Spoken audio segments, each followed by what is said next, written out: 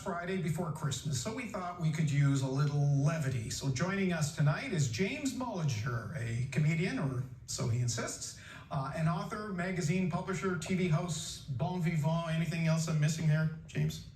Oh, I'm not sure. I think that just about covers it. Okay, all right. Originally from the United Kingdom, Mr. Mullinger has been in the Maritimes in Canada now for the past 10 years. That's the theme of his new upcoming stand-up tour. We'll get to that in a moment. First of all, I should ask, what's the weather like outside your window there in Rothesay, James? It's wet, it's windy. I've been out in the thick of it all day. I feel like an Antarctic explorer fighting through the Costco parking lot. Right. I've been in and out of shops all day. So this is the first time I've been dry since about 10 a.m. this morning. So it's lovely to associate you with this feeling of warmth. And clearly the power is still on. It is, although the garage doors stopped working. I'm not sure what that has to do with the power. It could be a coincidence. I don't know. I'm not smart enough to understand these things. Look, I mentioned that you're from the UK originally. But it's been 10 years. Is there anything you still miss about Christmas back home? Well, I mean, obviously people, but I kind of get that out of the way early. I went to England a few weeks ago to see people and to kind of tick that box. And of course, was lucky enough to be there during the World Cup. So I got to be a really good Canadian and go and watch Canada play in one of my favourite London pubs. Was I the only person cheering Canada on? Possibly. But it was an amazing thing to be there. And of course, to see Alphonso Davies score the very first goal in a men's World Cup. Football, as we'll call it, since we are on the subject of England. So it made me feel very patriotic as a Canadian to see that. Of course, it came 67 seconds into the game and then nothing else. It's a Canadian way of doing things, isn't it? We're a bit premature. We come in strong and then say, we'll just let you take over. But to answer your question, no, I don't. I'm not a big fan of mince pies. Again, didn't really like football when I lived in England. I'm terrible Brit, really. I'm a much better Canadian, I think, than I am a Brit. So, but I remember my very first visit to New Brunswick. My very first Christmas in New Brunswick was the year 2000, and I think the thing that blew me away most was the incredible Christmas lights, because in England you really don't have that. I mean, the odd house in the neighbourhood might put some lights on the house, and that will make the front page of the local newspaper. So when I first you get them on the high street, right? We just saw shots of Regent Street and Piccadilly. Well, that's Regent Street. The most numbers. You do get them on the high street, exactly. Yeah, and you do get that where it's a big deal. The mayor will turn on the lights for the town. Yeah. But the houses are generally or certainly were 22 years ago when I first visited it. So it was a real shock to the system to come here and see this array of kind of Vegas-like neon lights. I mean, there's so many lights, and there still are so many lights. So a Vegas bulb fitter would say, "Tone it down, lads." And now, of course, the lights have kind of been complemented by the blow-up inflatable Santas, which are just everywhere. I don't know where the blow-up inflatable Santa thing came from. Well, I suspect there's a lot of people. After tonight, they will be everywhere, because I suspect none of them will be on the lawns where they started this morning with that wind. They're going to be floating across the frozen rivers.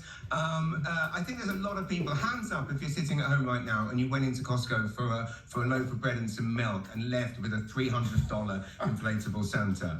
And again, I mean, I'm a good churchgoer. I thought I knew the nativity story fairly well. But what blows me away is seeing these huge displays outside people's houses where you might have a nativity scene, but then there's like a Robin Hood riding a Harley Davidson with a Montreal Canadiens jersey on. That I don't remember in the nativity story. I am talking about a very specific display, and that's my neighbour Bentley, who I can see is actually watching this right now. So there you go, Bentley. I've been wondering what the heck that was for 10 years. You finally know. Look, you're hitting the road in the new year. It's your 10th anniversary tour. It'll be good to get in front of big, large crowds again, I would think, eh?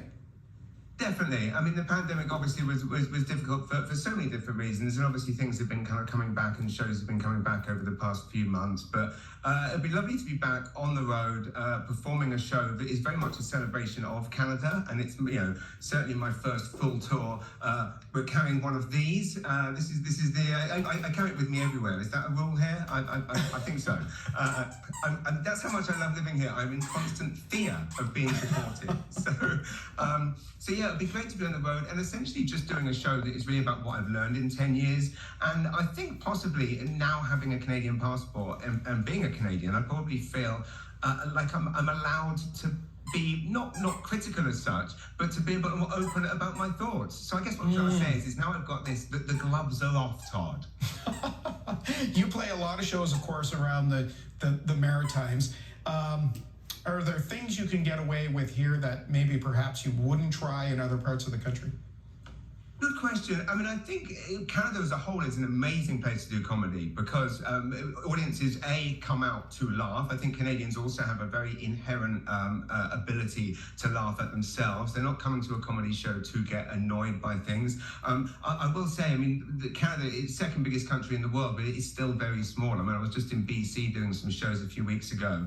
I was in Salmon Arm, BC. Thought I'd be quite safe to do a couple of jokes about Sussex, New Brunswick. Nothing I wouldn't say here, of course, and all done with love. But then just earlier this week, I was swimming at the YMCA here in St. John. I'm miming swimming there, just in case people don't know what swimming is. Right. I don't know why I'm miming that one out. And a lady in the lane next to me and says, "Oh, I've got a bone to pick with you. What were you saying about Sussex in Salmon Arm last week?" I said, "What?" She said, "My sister was at the show." And I just thought, how wonderful. This country is so big, and yet really often feels like a small village, even though the distance from here to BC is bigger than the distance from here to England. What's Christmas morning look like in the Mullinger household? It's carnage, I would say. A 9-year-old, a 12-year-old, very, very demanding. But I mean, really, to be perfectly honest, it's a magical time. I mean, obviously, we've got the elves there who have been reporting back to Santa every single night, which is a wonderful thing, and we're confident Santa's going to find us. But Hunter and River still don't know, so they've still got to pretend to be good human beings for another 24 hours. And we were talking about the differences between a Canadian Christmas and a British Christmas. You've got a really good-looking tree there, and when you're in New Brunswick, hey, you can always find a really robust, thick Christmas tree that costs you less than $200. That's exactly right. Well, also, if you know the right people on the Kingston Peninsula, New Brunswick, they can get you one for free. It's an amazing thing. I mean, the concept to anyone in a big city of being able to literally go and cut down your own tree, with permission, I should hasten to add, from friends with, but it's an amazing thing. That to someone, they make an entire Hallmark Christmas movies about people being able to go and chop down their own tree. Here in New Brunswick, par for the course. And thank you for the compliment on the tree. My wife is going to be over the moon to hear that. Well, it does look good. Hey, look, before I let you go, we only have a few seconds left. New Year's resolutions, do you do those? I do. I mean, to be honest, I do daily resolutions. I mean, life is a constant trying to, do better. But I think really it's always about kind of being more present. I think one of the things that we've learned in the last 2 years is we can really learn from our children. Our children, thanks to the pandemic, Generation Alpha, they tend to not look forward to anything anymore because everything gets cancelled when they do, which is actually an amazing way to live because every self-help book in the world tells you enjoy the journey, not the destination. And that's what I'm doing right now. I'm enjoying every minute. That's a very good point. James Mullinger, happy Christmas. You too. Thank you very much. I hope Father Christmas finds you. Thank you. You too.